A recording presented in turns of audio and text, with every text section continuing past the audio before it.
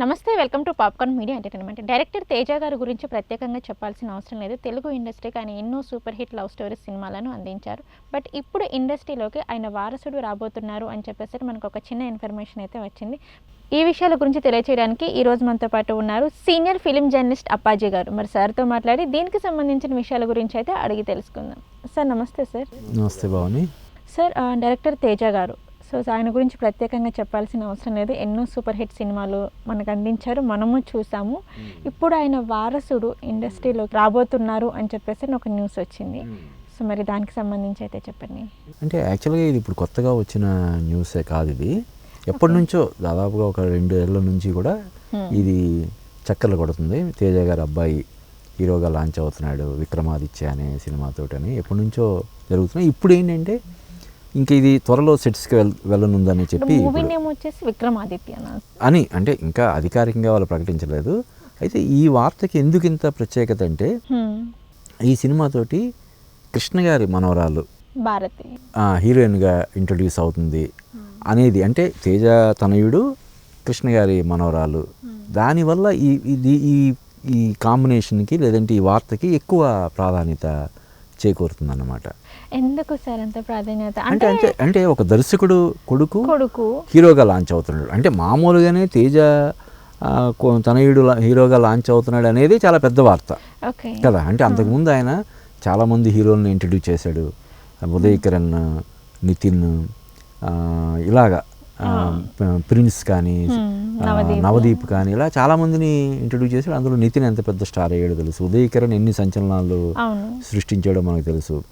దురదృష్టవశాత్తు క్షణికావేశంలో ఆత్మహత్య చేసుకున్నాడు, లేకపోతే ఇప్పటికి కూడా అతను మంచి ఫామ్లో ఉండేవాడు. అలాగా అటువంటి వ్యక్తి అంటే గతంలో జయం కానీ, నువ్వు నేను కానీ, చిత్రం కానీ ఇలాగ అసాధారణటువంటి విజయాలు సాధించినటువంటి తేజ ఒక సినిమా తీస్తున్నాడు అంటేనే అదొక న్యూస్ అవుతుంది, సెన్సేషన్ అవుతుంది. ముఖ్యంగా అంటే మధ్యలో 1-2 సార్లు ఆయన డిసప్పాయింట్ అయిన సందర్భాలు కూడా ఉన్నాయి. ఇప్పుడు హీరోయిన్గా కాజల్ను కూడా ఆయన ఇంట్రడ్యూస్ చేశాడు కదా.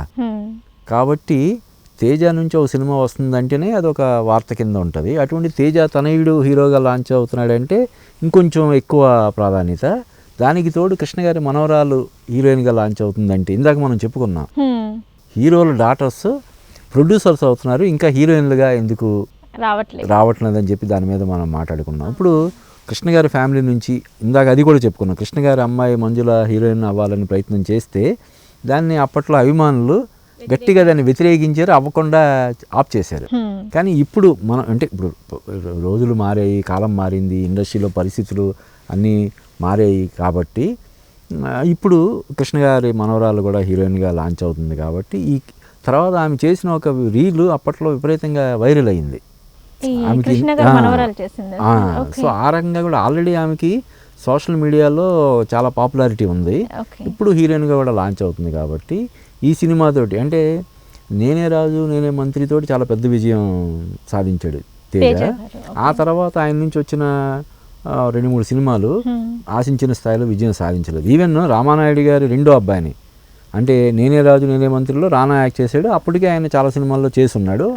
రానాకి చాలా పెద్ద విజయం అంటే బాహుబలి తర్వాత రానా సినిమాల్లో అది బెస్ట్ సినిమాగా మనం చెప్పచ్చు, నేనే రాజు నేనే మంత్రి.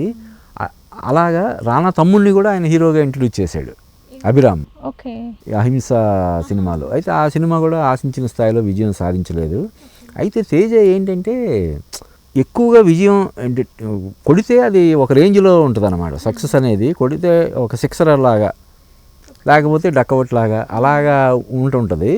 ఈ సినిమాతో అంటే వాళ్ళ అబ్బాయిని హీరోగా లాంచ్ చేస్తున్నాడు కాబట్టి డెఫినెట్గా ఆయన ఎన్నో జాగ్రత్తలు అవి తీసుకుంటాడు, ఎంతో శ్రద్ధ తీసుకుంటాడు. దానికి తోడు కృష్ణ గారి మనవరాలంటే మహేష్ బాబు వాళ్ళ అన్నయ్య గారి అమ్మాయి కాబట్టి అటు మహేష్ బాబు తరపున కూడా చాలా జాగ్రత్తలు తీసుకోవడం అది జరుగుతుంది. కాబట్టి ఈ కాంబినేషన్కి ఒక క్రేజ్ అనేది ఉంది. ముందు ఇంకా అంటే విక్రమాదిత్య అనేది టైటిల్ అధికారికంగా ఇంకా వాళ్ళు అనౌన్స్ చేయలేదు. టైటిల్ అదే కాదన్నది ఇంకా పూర్తిగా తెలియదు. కాబట్టి ఈ సినిమాకి సంబంధించిన ఏ అప్డేట్ వచ్చినా కూడా అది డెఫినెట్గా అది ఒక ఇంట్రెస్టింగ్ ఇది అవుతుంది, ఆసక్తికరమైనటువంటి అంశంగా మారుతుంది అన్నమాట. ఓకే, అంటే సార్ ఈ మూవీకి వచ్చేసి డైరెక్ట్ చేసేది తేజ గారేనా సార్, లేకపోతే వేరే డైరెక్టరా? లేదు, తేజనే. ఆయన అంటే ఒక్కొక్కసారి అలా కూడా చేస్తారు. ఓకే. కానీ ఈ సినిమాకి సంబంధించి ఆయనే డైరెక్టర్, ప్రొడ్యూసరు కూడా. ఇప్పుడు ఈ 2-3 నిర్మాణ సంస్థలు, అశ్విని దత్ గారి ప్రొడక్షన్ హౌస్, ఇలాగ 2-3 అగ్ర నిర్మాణ సంస్థలు ఈ సినిమా కోసం కలిసి ప్రొడ్యూస్ చేస్తున్నాయని చెప్పి మనకు తెలుస్తుంది. ఇంకా పూర్తి వివరాలు త్వరలో మనకి వెల్లడి కానున్నాయన్నమాట.